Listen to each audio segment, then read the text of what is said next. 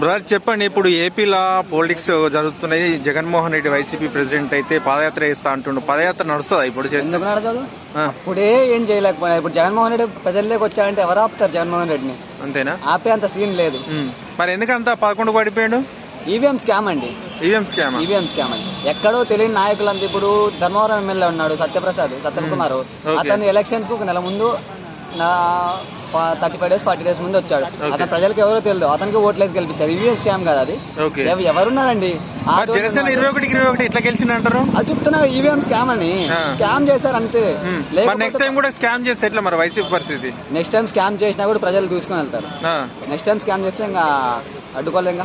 ఇప్పుడు ప్రైవేట్ ఏంటి, ఇప్పుడు మెడికల్ కాలేజీలో ప్రైవేట్ ప్రదానం చేస్తా అంటున్నారు. చేస్తే ఏమైతుంది? టెండర్లు పిలుస్తేనే ఉచ్చబోసుకుంటాను. జగన్మోహన్ రెడ్డి తీసుకోండి, నేను వచ్చిన తర్వాత లాక్కుంటా అని చెప్పాడు. ఒక్క స్టేట్మెంట్ ఇచ్చాడు. ఇప్పటి వరకు ఒక్క టెండర్ వేసిన మొగోడు లేడు. ఎవరు టెండర్ వేయడానికి మొగోడు లేడాడ. టీడీపీ వాళ్ళు అంత దమ్ముంది అది ఇది అని మాట్లాడుతున్నారు. ఒక్కటి టెండర్ వేసుకున్నాం మన మొగోడు.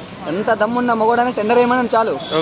జగన్మోహన్ రెడ్డి అంటే ఉచ్చ అధికారం లేకపోయినా ఉచ్చ ఊపిస్తున్నాడు. అంటే ఇప్పుడు వాలంటరీ వ్యవస్థతో అంత ఆగం చేసిరని ఇప్పుడు వాలంటరీ వ్యవస్థ తీసేస్తామని అంటున్నారు. తీసేశారు కదా, ఆల్రెడీ తీసేశారండి. వాలంటీర్లు కడుపు కొట్టారు. ఎందుకంటే పల్లెటూరులో ఉండి 5,000 6,000 సంపాదించుకునే వాళ్ళు ఇప్పుడు చాలా ఇబ్బంది పడుతున్నారు. ఏపీలో ఎట్లుంది? మంచిగా ఉందా పాలన? దరిద్రంగా ఉందండి. ఇంకొకటి ఏంటంటే 99 పైసలకి ఎకరా ఎవడబ్బ సొత్తని ఇస్తున్నాడు. అంటే ఇన్వెస్ట్మెంట్స్ కదా అవి. ఇన్వెస్ట్మెంట్స్ అంటే ఎవరికైనా ఇస్తున్నారండి. జాబ్లు వస్తాయి కదా, ఉద్యోగాలు వస్తాయి. ఆంధ్రజ్యోతి ఏమైనా టాప్ 5 కంపెనీ, టాప్ 9 కంపెనీ? ఆంధ్రజ్యోతికి ఇవ్వలేదు. అది ఎందుకు ఇవ్వలేదు? ఇప్పుడే నిన్ననే ఇచ్చాడు. 1/2 ఎకరా భూమి ఇచ్చాడంటే 50 కోట్ల విలువైన భూమి ఇచ్చాడు. అది అంతెందుకండి, ఇంకొకటి ఫర్నిచర్ కంపెనీ ఒకటి ఇచ్చాడు. దానికి ఒక భూమి ఇచ్చాడు తెలుసా? అంటే ఫర్నిచర్ ఇప్పుడు ఉద్యోగాలు వస్తాయి కదా, రావా? ఉద్యోగాలు వస్తాయి. ఫర్నిచర్ కంపెనీలో ఉద్యోగాలు ఎన్ని వస్తాయండి? వస్తే అదే 50 వస్తాయి, 100 వస్తాయా? అంతే కదా. అవి వాళ్ళ దగ్గరికి ఎంత లాస్ ఉంటుందో ఊరే ఇవ్వడానికి ఒకటే తప్ప. ఇప్పుడు ఏపీలో టీడీపీ జనసేన బీజేపీ పొత్తులో ఉన్నాయి. సో టీడీపీ జనసేన ఇప్పుడు విడిపోతాయా, అట్లనే పోటీ చేస్తాయా నెక్స్ట్ ఎలక్షన్? అది చెప్పలేమండి, ఎందుకంటే వాళ్ళలో ఆధారపడింది. పవన్ కళ్యాణ్ చంద్రబాబు ఎన్ని తిట్టినా కూడా పవన్ కళ్యాణ్ తుడుచుకొని వెళ్తున్నాడు తప్ప అతనికైతే రోజు పౌరుషం లేదు.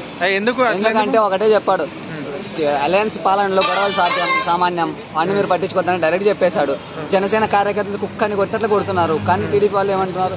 మాదే జరగాలి అంటున్నారు తప్ప ఏంది పట్టించుకోవట్లేదు. టీడీపీ కార్యకర్తలు చేసిన దౌర్జన్యం చాలా వరకు ఉన్నాయండి.